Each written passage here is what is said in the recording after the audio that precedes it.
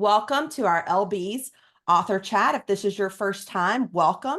And if this is your first time watching a recording, make sure you click subscribe to my YouTube channel, LB the Lover of Books. I have 38 recorded author chats posted with just 2 hours short of 5,500 hours watched. So That's lots of awesome. choices there, lots of great materials from some fantastic authors.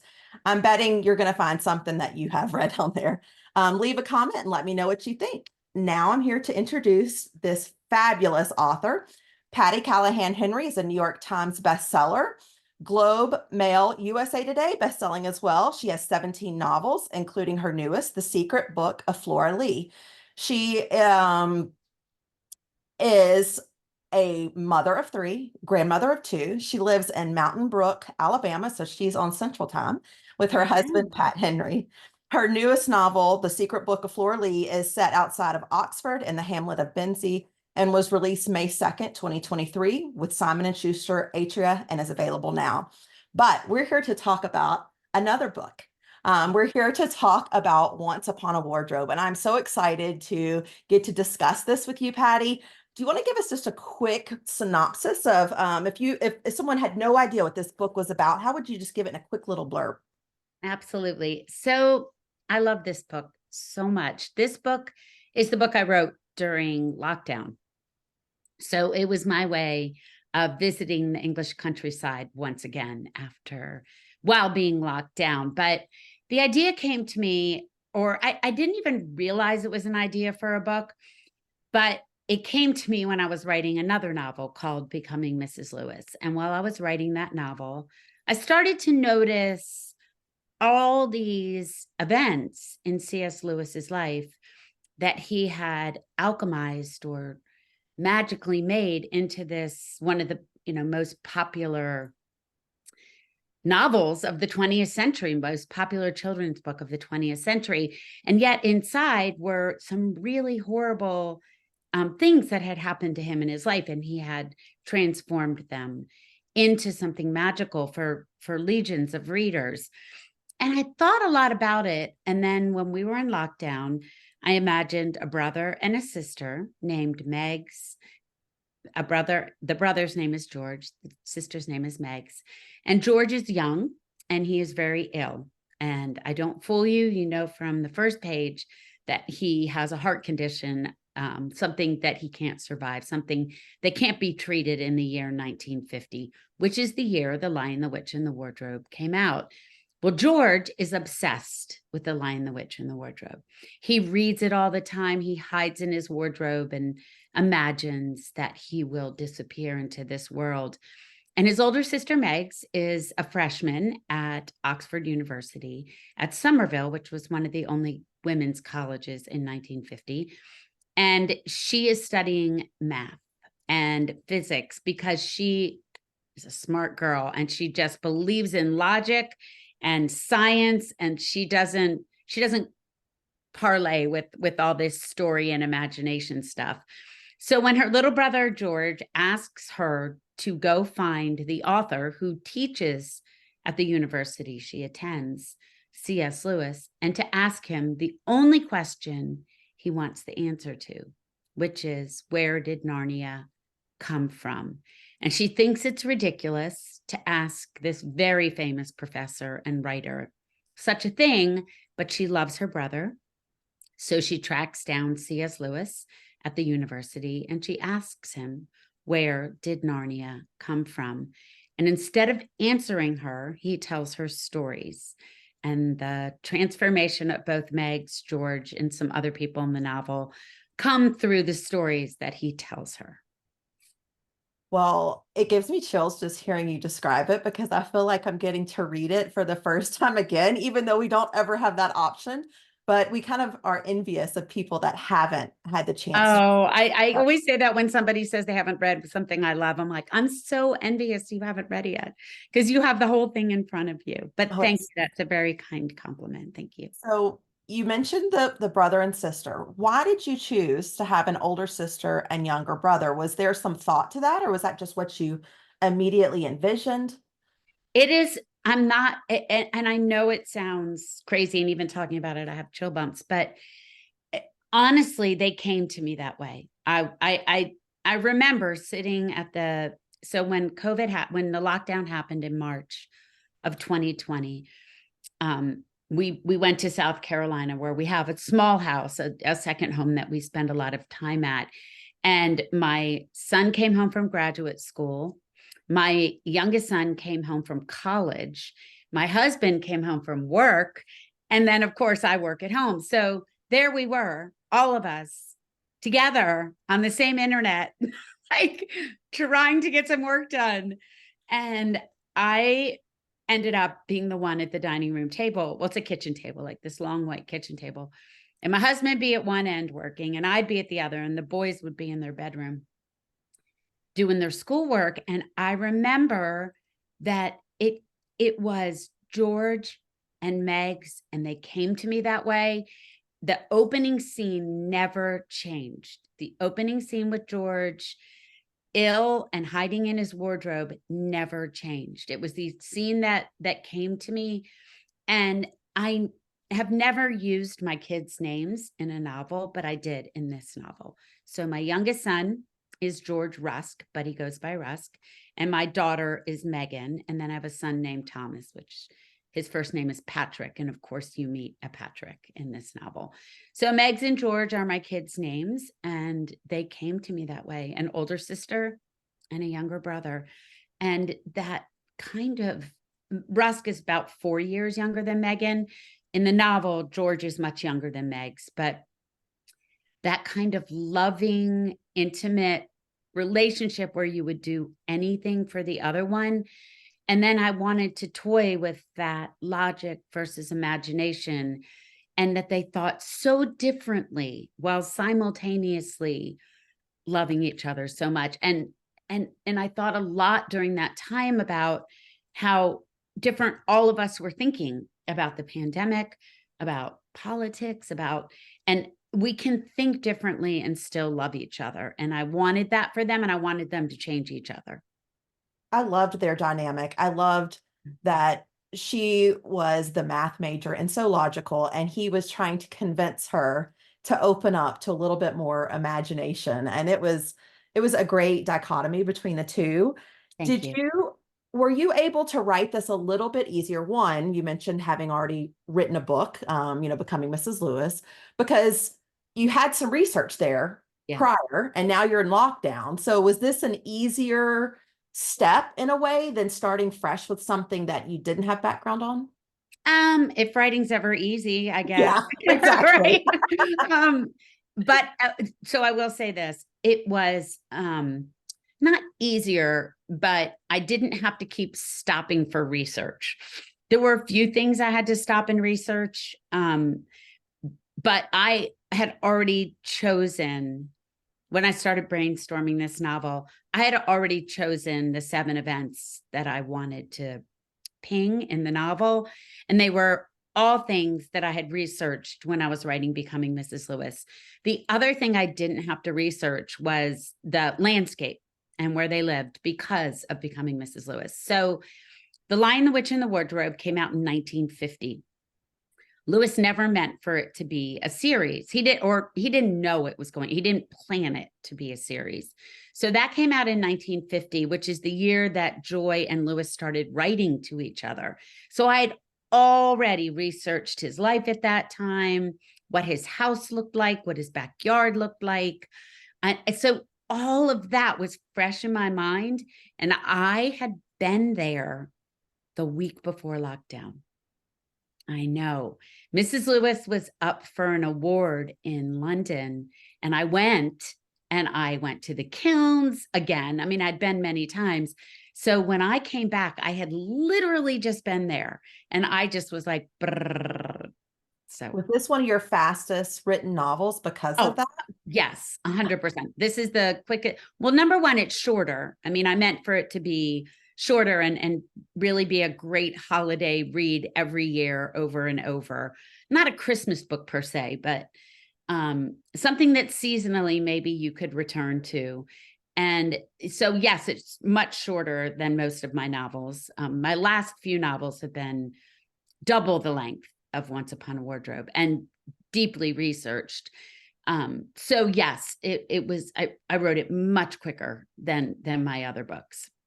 And for those of us that haven't had the honor to go to Oxford and the kilns, is this sort of can we do a walking tour of this book? Because there were very specific places that you mentioned that I mean, these are all live, true Yeah. space. So it is to me, which is probably why I returned there for The Secret Book of Flora Lee, the area, Oxfordshire and the countryside, not Oxford University per se, but the countryside. There is something so, and this is such an overused word, and I'm struggling for a better one, magical about the land, the countryside of England. It feels to me story soaked. Like everywhere you turn, if you're paying attention, there is something there. So the settings in this novel mainly, well, we're in Worcestershire, which I never say right. So don't write to me and tell me I said it wrong. I've really tried Worcestershire. So where she lives, that is the only place I've never been, but I had pictures everywhere and it feels and looks the same as Oxford, but a lot of the novel takes place in Oxford. So we get to go to Magdalen College. We get to walk over the Magdalen Bridge. We get to see Oxford in the snow. We get to walk the cobblestone streets. And then we get to go out to the countryside at the Kilns, which is the house where C.S. Lewis lived almost his whole life after college, after university, with his brother Warnie. And so they lived together. Even when he finally got married, his brother lived with them. So he owned this house on tons of acreage with a lake in the back called the Kilns. And he said it inspired much of the landscape of Narnia. And that's what it feels like when you're walking around. It feels like, and I describe it in the novel, especially covered in snow, it feels magical. Well, I love that you said it's story soaked because to me that is such a great description. The Washington Post says Once Upon a Wardrobe is a love letter to books and stories with a meaningful message. Stories Oh, are nourishment for the souls that need joy the most, and sometimes they're the only thing that can help us understand life.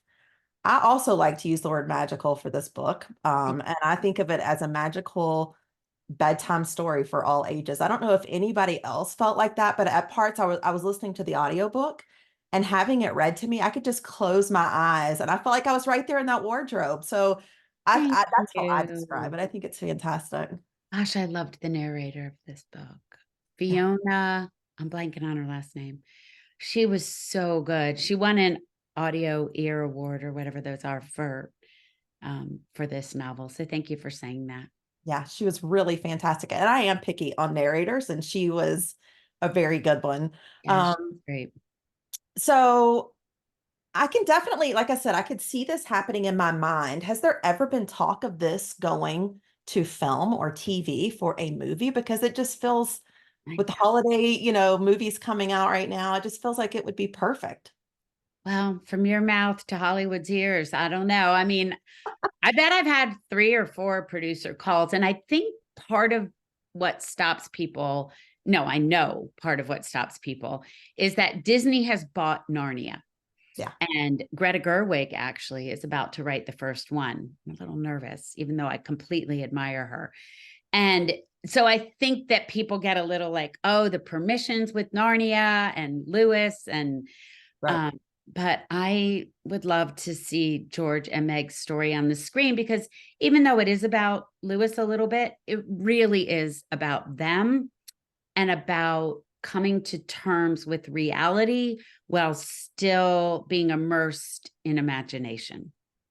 And that was you anticipated my next question. As a lawyer, I would seriously have asked, is the issue that it's legally bound because of the Narnia issue? So thank you for Fiona answering. Hardingham, thank you, and Anissa, thank you, thank you, Oh, thank you. thank you, Anissa. Yes. She's so good. Oh my gosh. And she's so sweet. And she made all these videos of narrating it. She was awesome. Awesome.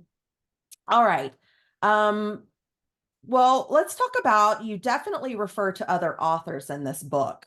How did you research them? Because, there's so many conversations that Jack has with them, and that you go into conversation between all of them, really. Well, I had already researched a lot of that when I was writing Mrs. Lewis, because what happened in becoming Mrs. Lewis, for those of you who might not know, it's the story of the woman who became his wife, Joy Davidman, and they started out as pen pals. And so he would often in that novel and in his letters that I used talk about the other authors that he was very close to, including Dorothy Sayers, Tolkien. He had a really tight-knit group of writer friends, and he had the Inklings, of course, which he, would meet with weekly, and they would discuss work. And it was such an integral part of his life that I needed to include it. And of course, he was a huge fan of George MacDonald and credits him with showing that fairy tales are not just for children. Well, speaking of authors speaking to other authors, we have a special guest here today. And I'm going to go ahead and add a spotlight because she has a question for you. Oh, This is Sarah McCoy. And she is the author of Mystique Island. If you haven't read her book, you'll want to check it out. But I believe she has a question for you, Patti. Hi, girl. Unmute for her. Let's see. I'll ask you to unmute. Go ahead. There we go. Yeah. Yep. Oh, hey, honey. How are you? Oh my gosh. Just real fast. I love you. Just wanted to say that. And I miss you and I love you both. I have your Christmas card downstairs sitting on my counter. So I'm feeling the Patti love and I miss you, and come back. I'm so excited for your new book. Oh my God. I haven't even turned it in yet, but okay. The question though, for everyone reading, we can have our girl pal chat. We need to Zoom privately probably and go over it so much, but because this book is so mired in siblings and family and traditions and fairy tales and sort of that feeling of being swept away back into a childhood place of believing in all that and wanting to believe in all that, even as adults. I wondered, and this is totally unrelated to crafty talk, which I could ask you a million questions about the actual crafting of the narrative writing, but this one's for everyone. Can you share with us a memory from your own childhood with a sibling that may or may not have influenced this book? It didn't have to, but just a Christmas holiday memory of you and a sibling. Oh, wow. So I'm the oldest of, I needed a warning for this one. I'm kidding. I tried to make it easy. No, I can find a million memories. I'm the oldest of three girls. And so I have one sister who's only a year and a half younger than me. Her name is Barbie. And then I have a sister who's 11 and a half years younger than me, named Jeannie. And so my memories with them are so distinctly different because Barbie and I grew up together. We grew up making up plays, pretending to go to Narnia, hiding out in the woods, swimming in the lake, running around all fighting, making up musicals. Like, we believed that. So I was born in 1964 and she was born in 1966. So we grew up in the late 60s, early 70s. Like, once you have the weekly movie, the Sunday night movie. So we made our own fun, right? Especially in the woods in the summer. So I have so many memories of us like making up plays and swimming in the lake and really believing, I think, that there was another world and we could get to it if we tried hard enough. And the memories I have of my little sister, who's now not little and has 4 of her own kids, are more about the relationship between Megs and George, which is, she was so much younger. She was 5 years old when I left for college, that I always considered her, not anymore, like the one to be taken care of, right? The little one. I would bring friends home and they were like, she's so cute. So I think that maybe some of that might have leaked in there, but I'm going to tell a funny story about her at Christmas. Our dad is a preacher. Mhm.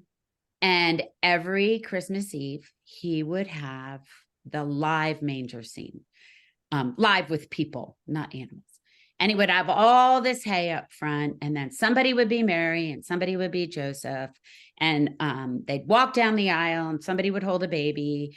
And then all the kids would come up and gather around, and he'd do a little kid sermon and ask a question. So all the kids came running up. I was too old by then. I was sitting in my seat.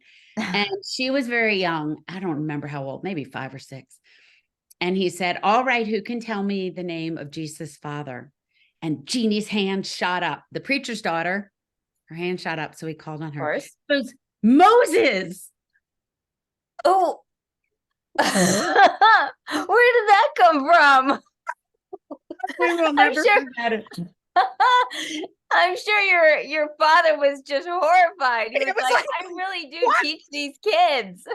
And it was literally like Mary, Joseph, and the baby were sitting there in the hay. So Did Nobody you parted the ever Red ask Sea, her huh? why she said that? she was like 5. She doesn't know. She just got Moses and Joseph Joseph. confused. I don't know. That is fantastic. I love that story. And I love everything you said about believing at that age. I feel like that's what this book for me did. And I read it when it came out in 2021. And then I texted you about this book and said, I'm listening to it on audiobook this Thank Christmas, you, just to Sarah. and because it's a totally different experience. You And are I so sweet. love the audiobook. It made me feel so, I listened to it right before the week going into Thanksgiving, and it just set the mood and the tone. And I think partly because of what you said, me too, growing up when we were little, we went outside into nature and we played in playgrounds, and we made a playground into a castle, and Yep. things, trees that had long limbs became like our elf woods that we would live in, and we did all that with our imaginations. And I wonder today if the younger generations have so much stimuli from their iPads and so much technology that fills that void, that they don't need to dream. They don't get bored. Yeah, So, they don't. I have a 5-year-old and a 3-year-old, 5-year-old and a 2-year-old granddaughters. Who are And- adorable. Oh my Oh my gosh. gosh, they're so adorable. And of course, my daughter hasn't let them on electronics yet. They're 5 and 2. And just to see their imaginations go wild. Yeah, it's going to But be that's hard what to watch. this book, I'm plugging your book here.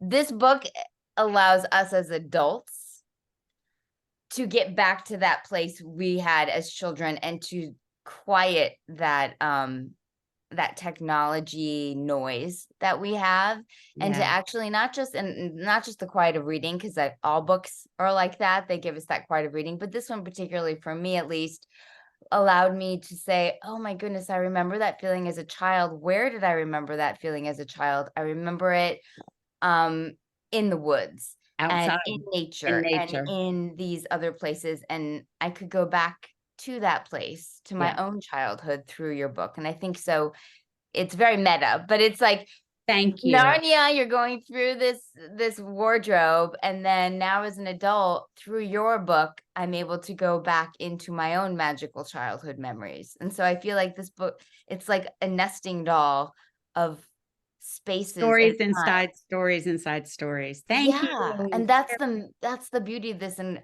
I don't read a lot of books twice, to be honest with you. I just don't. I feel like I know the story, or if I watch them and they've been an adaptation on TV or a series, I sometimes won't read the book. I'm like, I know the story. I already know what's going to happen. I know what's going to happen. But this, I read it. I knew what's going to happen. I listened to an audiobook, and I fell in love all over again. And that's the miracle of not just this book, but that's the miracle of you, Patti, because I know you as a person and as a friend, and I know you carry that light inside of you that we need now more than ever. And I love you. I love you too. Thank you for all those kind words. And that was a great question. Oh. My friend. All right. Before Take you care. go, Sarah, can you tell us what you are working on next? Because I know Patty kind of asked, and I want to follow up if you can tell us. Yeah, you know how Patty understands we are very bottled up about the magic of what we're working on next, but I am turning it in. At January 2nd is my deadline. And so it's coming up very soon. And it's historical fiction again. And I love that. And it's inspired by real life women, one of which is still living. And I actually got to go and meet her at a Benedictine Abbey. So Oh that was my summer. gosh. I know. So I got into it. I'm not Catholic. So it was like a big thing to try to like let me into this Benedictine Abbey, but I got to meet her. She's 85. And so that's coming. That's on its way. So January 2nd, everyone who prays, pray for me. I will take all prayers and good juju. That is so amazing. I'm so excited for that book. Oh, I can't wait to share with you, Patty, especially. Thank you. Thanks, And Mike. you got the, Patty, only for you would I come with like Sunday night hair. Do we all know what Sunday night hair is? We all have Sunday night hair. What do you Oh want? man, I only because I love you so much. I was like, oh, Brian, You are beautiful. I'm a Gorgeous. Monday hair washer. Yeah, look I've had to dry beautiful. shampoo myself, so it is what it is on Sunday. Well, thank you, Sarah, so much for joining and having Thank an you author for- speak to an I will author. talk about Patty all day till the cows come home. So anytime, always. I love you, Patty. We're sending you good juju. We'll talk. Thank Sending you you. good prayers and juju. I can't wait to read that book. All right. What Bye. a All great right. surprise. That's That awesome. was a great surprise. I was trying to keep it quiet, so I'm glad she was able to make it. Thanks again, Sarah. All right, so I think we may have lots of questions here. So if you do have questions, go ahead and get it ready. I'm gonna do while we're waiting, rapid fire questions though. Oh, Okay. okay. I'm really bad at these. Let's That's go. okay. Let's go. Jack or Warney? What? Jack or Warney? Jack. Okay. Worcestershire or Oxford? Oxford. It's because you didn't have to say the other one. I know. It's because I didn't have to say it. No, Oxford England? all day, every day. Yeah. England or Ireland? Oh man. Oh, both. I cannot pick. I All can. right. I love them both so much. Dunluce Castle or Trafalgar Square? Dunluce Castle. Christmas Eve or Christmas Day? I like the quiet of Christmas Eve. That kind of expectant look. I even have chills saying it. Like that silent, expectant feeling. It's so beautiful. Like the work is done. I love it. Agreed. You did mention one holiday tune in this book, but what is your favorite holiday tune? Oh my gosh. Amy Grant has this song. It's not like a popular like song we all know, like Winter Wonderland. It's just called Silent Night, but it goes Silent Night, Holy Night. It's what she wants on Christmas Eve. Like I need a silent night. And it's just beautiful. Well, I'm gonna have to look that one up. Thanks so much for answering all these questions. I'm gonna go ahead, and Anissa has a question. So go Hi, my ahead, Anissa. friend. How are you? Hi, Albie. Hi, Patty. It's good to see you. Good to see you too. Just kind of piggyback a little bit on what Sweet Sarah was talking about. This is the fourth time I've read this book. I think I may have read it more, Oh my but goodness. well, you said it's short. Remember, in short, it's like True, but 271. still. I can read it in a couple hours. I But, know, but still, there are other things you could be doing, and I'm grateful you're reading this. Thank you. it's been out for a long time. I know. But you know how much I love George. And so the second time I read it totally different. I totally read it just basically listening only really to him and what he was saying to Megs. And I think I had a very different understanding of it, and just in the sense that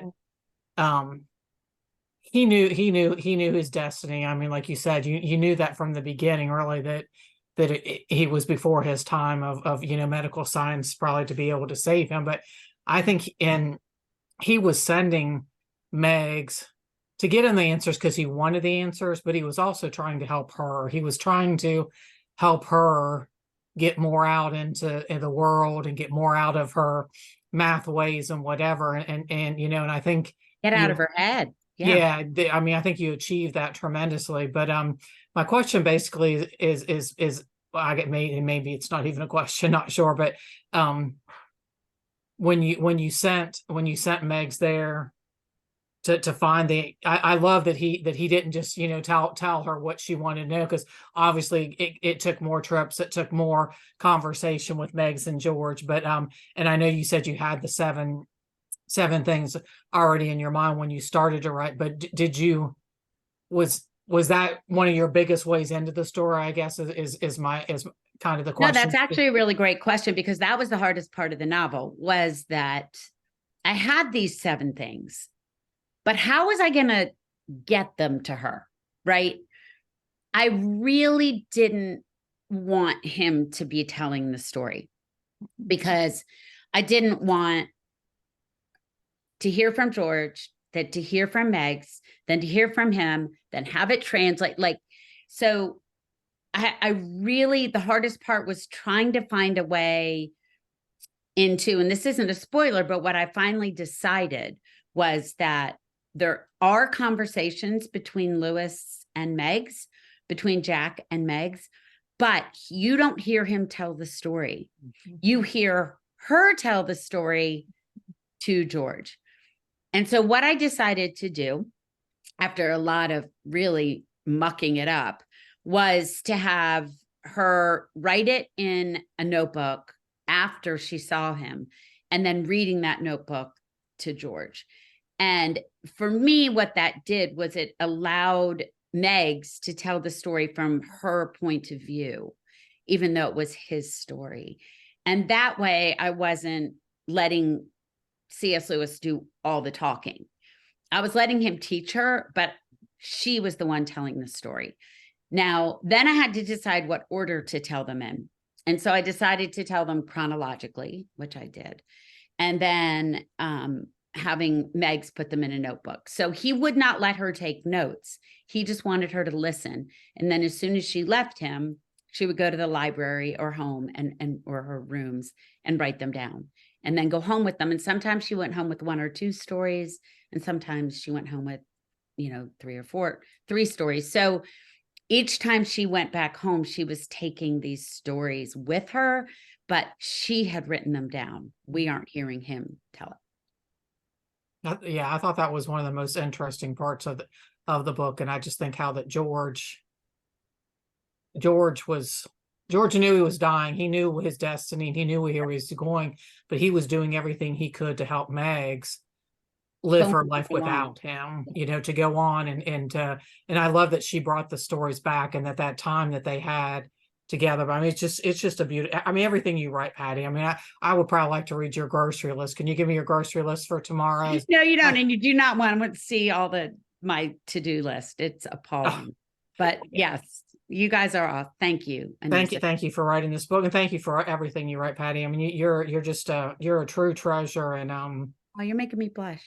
Thank you. But I mean, you know what I mean. You just what you write, and just the person you are. That for us to look up to you. You're just, and Sarah too. Sarah's an amazing person too. Both of you are just amazing people. Story is the biggest connector, I think, that there is in the world. That's how we find out who each other are. So thank you, Anissa. You're welcome. Thank you, Albie, for letting me ask a question. Of course. Thanks, Anissa. I am going to go to one in the chat box because this is related to Anissa. Susan says, and I'm sure this is not the first time you've heard this, I've sobbed so much when George died. I was hoping for a miracle. Becoming Mrs. Lewis is still my favorite book written by you. Have other people asked for that? Like, why wasn't my dad was like, I thought you were going to, I said, I would think I was pretty clear from page 1, and he thought, but I really, and I said, I didn't want to pull a rabbit out of a hat, right? This book is about trying to understand and live with reality and imagination, and not fixing one or fixing the other. Like, we have to learn to live in that non-dualistic world. We have to know that we live with reality and we live with imagination, and that we live with the truth and we live with story and you know, the kind of liminal space of other worlds, but we have to have both. And so I didn't want to fix it in a way that would be saying, you know what, you don't have to live with reality, but you do. Absolutely. We have another question coming. Janelyn, I'm going to spotlight you. Do you have a question? Hi, Janelyn. I love all of your books. You're such a lyrical writer, and You. the wardrobe book was a mesmerizing read. It was a 5-star read. I read it in one sitting when it first came out. My question is, where does your affinity with C.S. Lewis and his whole world come from? What's it You derived- know, it's always so hard, and I'm incessantly fascinated with the idea of where do stories come from? Why? Here's what I always say. I don't know if there's a why behind it, but we notice what we notice. We care about what we care about. So if you and I walked into a room, right, and then walked out, and then somebody said, both of you sit down and write about everything in that room, we will describe different things because we notice what we notice, right? We care about what we care about. We're obsessed with what we're obsessed about. So I've been reading Lewis for all of my life. But really the fascination started because I wanted to understand their love story, right? So I wanted to understand how this American atheist communist married New York Jewish woman, Jewish heritage, ended up with the greatest Christian apologist of the 20th century. And for me, that was more of my stories always come from a curiosity. And I was curious how that happened. And I hadn't really, even though I'd seen Shadowlands, I didn't really understand how they got together. Well, they were pen pals. She wrote to him. She had questions. And then as I started to dive into the story, of course, I learned more about him. I didn't go into any of this with a utter fascination with him. I went in with an admiration, but not a fascination. But as I started to research him because I needed to write the book, the more you know about him, the more you admire him. But it all started with her. Great. Thank you. Fascinating. Great question, Janelyn. Thank you, Janelyn. Thank you for your kind words, Janelyn. There's a question in the chat box that when you said you go into a room, you sit down to write, it's different. So Brittany says, the prose of this book is so beautiful, and the way you set a scene is full of cozy details. Do you have any tips for aspiring writers hoping to craft a scene or story with as much care as you? What inspires such detail? Oh, this is like the nicest Sunday night in a long time. I'm going to keep this recording forever. So I think a couple things. One, you need to remember that the version you're reading is the edited version, right? So I think all of us have a tendency to do one of two things. Nobody does it right the first time, or if they do, I don't want to know them. But we either overwrite or underwrite. I'm an overwriter. I am very big on sensory details. What it smells like, what it feels like, what it looks like. I'm very visual that way. So I often will have to edit and pull back and keep only the most important things. So I don't know whether you're an overwriter or an underwriter, but my advice is always to think about the 5 senses. You don't have to name all 5 of them. In fact, that'll overwhelm the reader.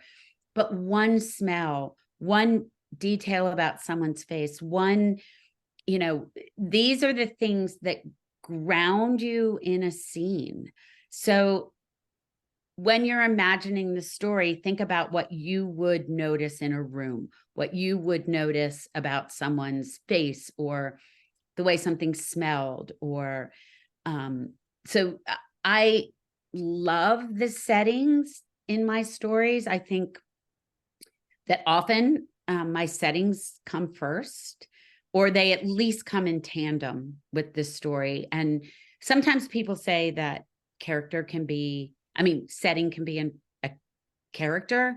And maybe that's true. But for me, what I want setting to be, even the house, is so important to the story that the story would be different if it wasn't there.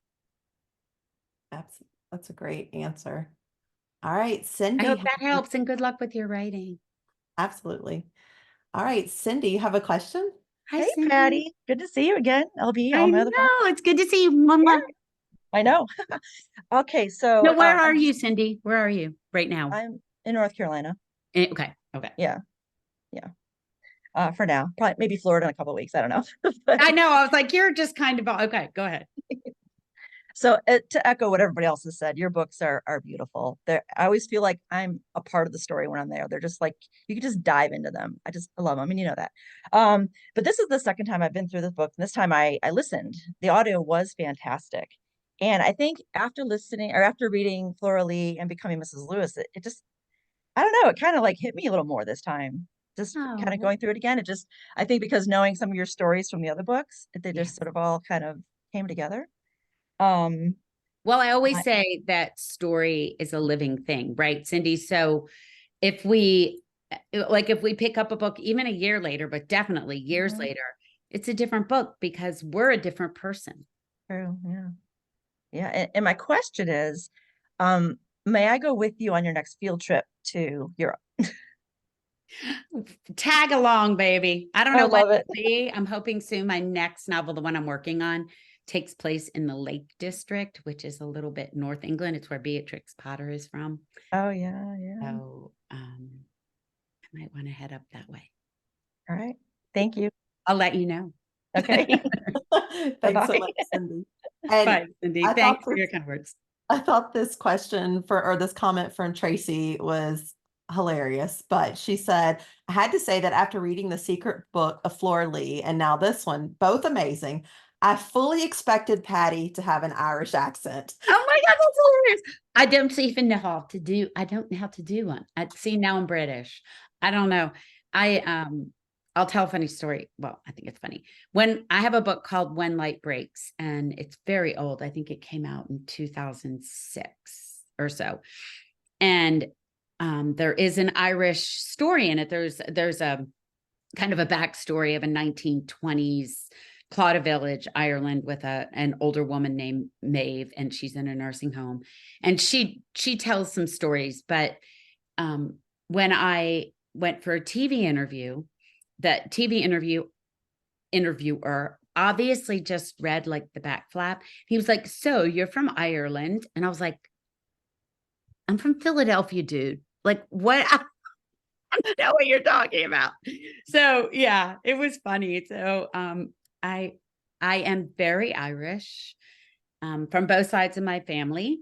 Been here in America since I think I'm fourth generation on one side and third generation on the other. My daughter was an Irish dancer, and she was a world champion, so qualified for world championships. So I've probably been to Ireland 5 or 6 times, and we're going again this summer. So I have a great love for Ireland and its very complicated history. Well, no wonder why you couldn't pick between Ireland. I know I can't pick. Well, Don't I make wanted, me. I wanted to say what Mary Ellen wrote because it's beautiful, and she has a follow-up question that I think goes well with what you just said. First of all, Patti, this is Mary Ellen. Okay, first of Hi, all, Mary Patti, Ellen. I really believe you have hit your stride in these recent years. Your novels are pure pleasure to read and also informative and meaningful. Thank you for sharing your gift with all of us. And then one of her questions is, there are many references to great Irish authors within this book. What Irish authors and books do you recommend? Let me think. So I'm going to go a little modern day. Well, there's a great Irish poet named Gerard Manley Hopkins that I love. But my favorite Irish writer, he's passed on, but he is modern day, is John O'Donoghue. And I talk about him a lot on my posts. And he is, I think he's, I don't think he was of us, to be honest. His favorite, I have a lot of favorite books of his, but one of his books is a book of blessings. And it's blessings for like the mourning, for when you lose a friend, for a breakup, for like, if you can think for the most mundane things, it's called To Bless the Space Between Us. And he is the most beautiful Irish writer. And there is a modern day poet named Padraig Otuma, who is also one of my favorites. And he has a book out right now, I'm looking at it, called Poetry Unbound. And it's not just his poems, it's all of his favorite poems. And it is so good. And he is often a guest on my favorite podcast, which is called On Being with Krista Tippett. And he's partnered with her, and he will often either write the blog for the week or join the interview or read a poem and then talk about the history of the poem. And he is pure Irish, and he is a delight. Sounds cathartic. Yeah. Just sounds wonderful. And just if you haven't, we just had an Irish author on the LB's author chat, Liz Nugent, for Strange Sally Diamond. So completely the Oh. opposite spectrum. No, and I'm reading Yes. right now. I know I'm going to mess up her name, and Anissa knows there's nobody who messes up things worse than me in pronunciation, but it's called I Dream of You by Nuala O'Fallon. Okay. And she's passed on. It's an older book, but it's set in Ireland, and it is so good. Thank you for that. Thank you. All right, we have another question. So Leslie, do you want to go ahead and ask yours? Hi. Hi, Patty. I wanted to say that becoming Mrs. Lewis, I gifted it to my mother after my Oh. stepfather passed away in 2020. Oh my God, what a And- compliment. Thank you. And when I received the copy of it, because I was having a hard time finding it, it was a used copy and it was signed. Oh, that's So my mom has a amazing. signed copy of it. And then I also bought her Once Upon a Wardrobe. So we have been sharing books back and forth since 2020, basically. That's awesome. Thank you. Also gifted my best friend Once Upon a Wardrobe. So we have all been able to, sorry, my cat's on the move. Oh, I love that. I love the cat. You know, there is no greater compliment than knowing someone shared my book with someone. To say you read it is one thing, but to say you gave it to someone, thank you. That means a lot to me. And my mom said it helped. Reading Becoming Mrs. Lewis helped. Because did she go ahead and read or go look up and read A Grief Observed, the book he wrote about her death? I think she did, Okay. but she did that on her own. Yeah. Because my stepdad passed away from stage 4 lung cancer in May of 2020, right in the midst of COVID. So I'm so sorry. but I just wanted to say thank you. Oh, no, thank you. And I felt like this when I was writing that book, Becoming Mrs. Lewis, that I was privileged with her to finally bring her story to the world. I felt like she was working with me. I'm looking at a picture of her on my bulletin board right now. I think she had so many lessons to teach people then, but she was ahead of her time. But yet today she can do that, hopefully through her story. So thank you. Thank you. Thanks so much for sharing that with us. And we're so sorry for your loss, but we're glad that books were able to heal. Thank you so much. They're a bomb. They are. So I want to say that this book is probably one of the most quotable books. Thank There's so you. many little tidbits. And there was one here that I think rings true to what Leslie was saying, but maybe on the author's end. It says, whenever you are fed up with life, start writing. Ink is the great cure for all human ills. Is that something you live by? Heck yeah. I mean, I think, yes, I mean, you can't see my office because I have my computer turned around, but I mean, I have notebook after I have one notebook that I do my morning pages in. I have one notebook where I brainstorm. I have one notebook for my to-do list and meetings. And I have a pen to a piece of paper or my fingers on a keyboard for most of my life. Yes. Well, Mary Ellen also had one more question she wanted to ask. And she said, what new insight or wisdom did you glean from writing this particular book? Oh, wow. I mean, a lot. So I'm trying to kind of distill what I would think I mean, I think it's something that I struggle with all the time. Okay, so I was a nurse before I was a writer, and my master's degree is in pediatric nursing. So I am very science-based, right? And yet I'm a true believer in the power of story. And so I think we write about the things we care about the most. And part of that for me is this struggle between the two.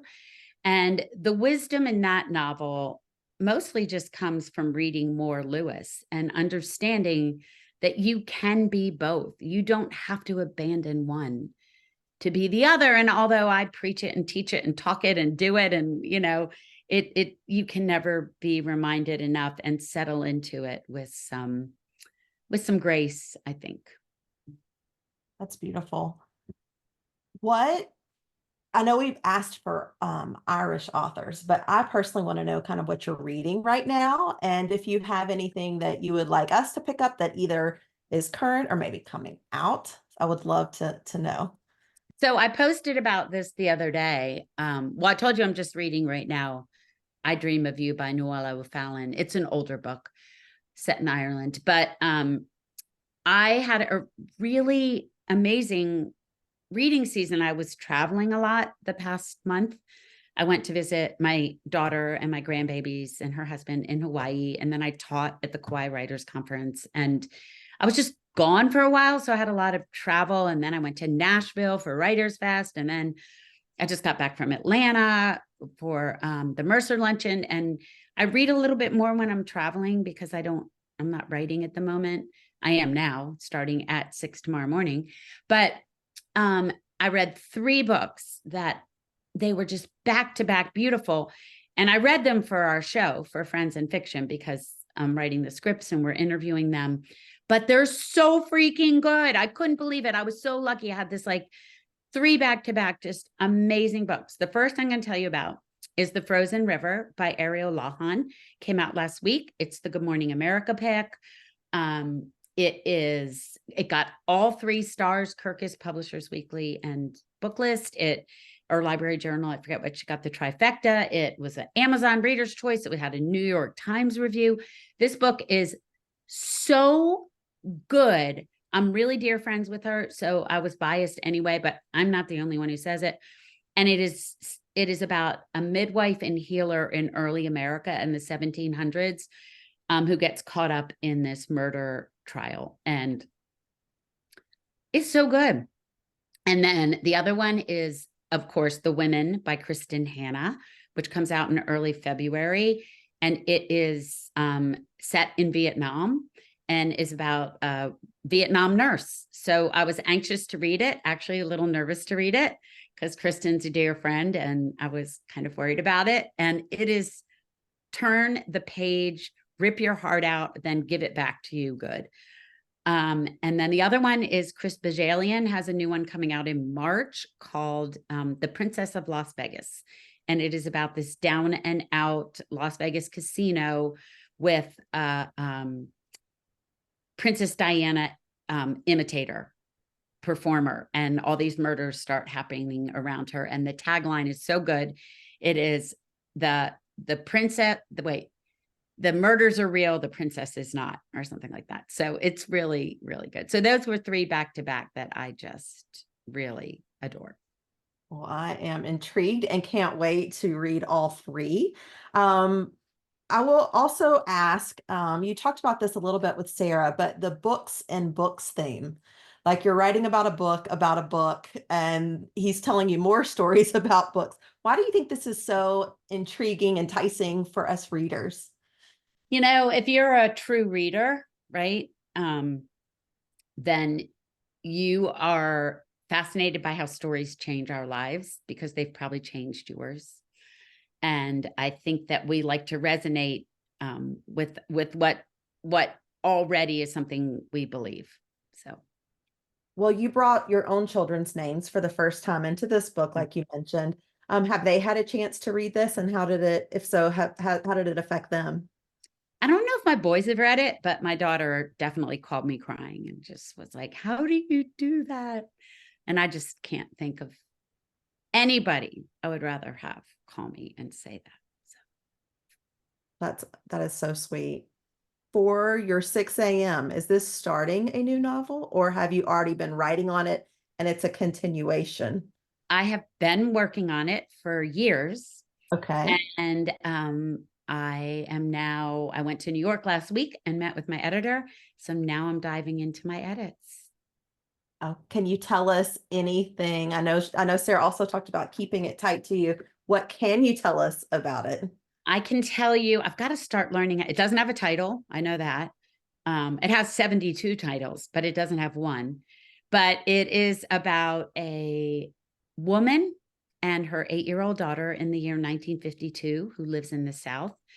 And her very famous child prodigy genius mother left her when she was 8 years old. And something has been found, and she goes in search of her mother and ends up in England and then in the Lake District in northern England, where Beatrix Potter is from. And her mother was a genius who wrote her first novel when she was 12 years old. And as we know, child geniuses aren't always very stable. And she was such a genius that she created her own language. And the daughter has been looking for this language since her mother left. So. Ooh, now I think more than just Cindy may be trying to go on your journey with Exactly. that description. That sounds fantastic. I cannot wait. And I just want to thank you, Patti, so much for joining us tonight. Like, this has been, like you said, it was just a warm hug. This was a beautiful night. Sunday Thank evening. It you. was just, and the perfect way to kick off this holiday season. Please make sure check out her website if you haven't already. I love that you include book club kits so that book clubs can latch on and have those questions ready. Also, she's active on Instagram, so check her out there for the latest news. Hopefully we'll see more about that Lake District book coming up, the titleless one. Would love for everybody to follow me on the LBs. I'm on Facebook and Bookstagram, and like I said, on YouTube. But this is the first time we've had back-to-back chats. So if you're willing and ready, tomorrow we will be chatting with Lisa C.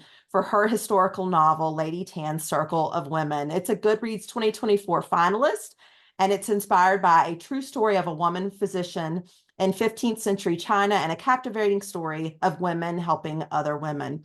Lady Tan's Circle of Women is a triumphant reimagining of the life of one person who was remarkable in the Ming Dynasty and would be considered remarkable today. So if you know of an author that you would like to chat with, contact me, subscribe to my YouTube, and hopefully we can get them booked. And I'm hoping maybe some of the ones she mentioned earlier, maybe we can get them on the chat as well. Patti, you're awesome. Thank you so much for having me. And to all of you out there, 2 things. 1, I am so sorry about last week. That was my screw up. I had it on this Sunday. Last Sunday, I was in New York at a black tie event for my alumni Auburn University event. So that is on me. And thank you for showing up tonight and for all the kind words. Y'all are amazing. Thank you. Well, enjoy the rest of your evening and into December, everybody. And I hope to see you soon. Happy holidays. LB, thank you. Of course. Y'all have a great one. Bye, everybody.